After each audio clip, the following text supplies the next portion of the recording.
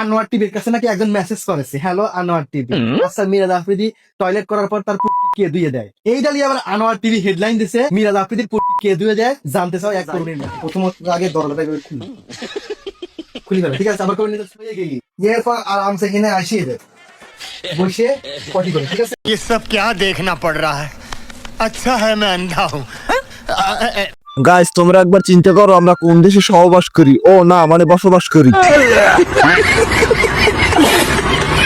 ভাই জীবনে কোন চোদনের পাপ করছিলাম সেইটাই বুঝি না। মানে ভাই জীবনে কত পাগল ছাগল প্রতিবন্ধী দেখলাম, কত ক্রিঞ্জ টিকটকার দেখলাম, বাট 2025-এর শেষের দিকে সেটা আমি কি দেখলাম, মানে ভাই হাগু করে কিভাবে ফুটকি পরিষ্কার করে তা নিয়েও মানুষ এখন ব্লগ ভিডিও তৈরি করে। শালার বোকা চোদা কোনানকার। তো হে গাইস কেমন আছো তোমরা? বরাবরের মতোই নতুন একটি ভিডিও নিয়ে চলে এলাম আমরা। এক আট ক্লাস ভিডিও দেখে হাতে মারার সময় স্ত্রীর কাছে হাতে হাতে ধরা মিরাজ আফ্রিদি। ওরে বাইরে তুই কি আর নিউজ পাইস নি রে? আর কত নিচে নামবি তুই? যাই হোক পড়ে গেছিল আনোয়ারের পোস্টে সব কমেন্ট করে কিছু কিছু পাবলিক, মিরাজ আফ্রিদি কিভাবে হাঁটু মারে আমি শিখতেছি। ওরে বাবারে বাবা, তোমার এত শখ! এই যে আস্তে করিয়ে হাঁটু মারিয়ে বসতে হবে এখন। গাইস কত বড় বোকাচোদা হইলে মানুষ এমন করে, মানে ভাই ওরে নিয়ে মানুষ ট্রোল করে পচায়, সেটা নিয়েও আবার ব্লগ ভিডিও তৈরি করে। গাইস এখন ভিডিও বলতে ও প্রতিবাদমূলক ভিডিও তৈরি করতে পারতো কিন্তু সেটা করে নাই। ভাই মানুষের পচায় সেটা দেখো নিজেই মজা পায়, আবার নিজেই ভিডিও তৈরি করে, আবার সেই ভিডিওর ব্যাকগ্রাউন্ড মিউজিক হিসেবে লাগায় ফানি মিউজিক। মানে কত বড় বোকাচোদা চিন্তা করো এখন। ঠিক বলেছো। এখন ভাই মেইন কথা হলো টাকা ইনকাম এদের করতেই হবে, সেটা যেভাবে হোক। গাইস আমার মনে হয় কেউ যদি ওর পুটকি ভাড়া নিয়ে পোদ মারতো তাহলে মনে হয় সেটাও ও দিয়ে দিত, কারণ যেহেতু একজন মানুষ টাকার জন্য এরকম ভিডিও বানাতে পারে সে অবশ্যই তার পোদ ভাড়া দিতে পারে।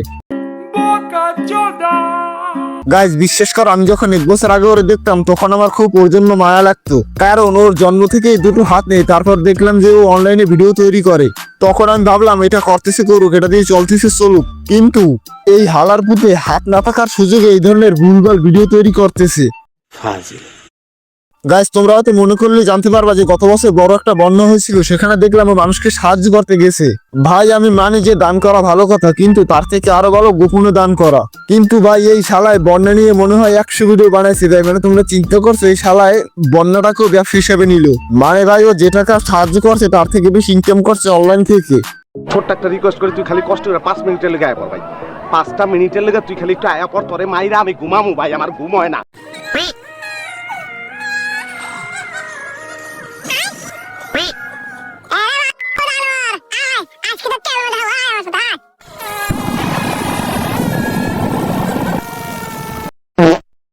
শয়তানের সব ভেতরে আয়।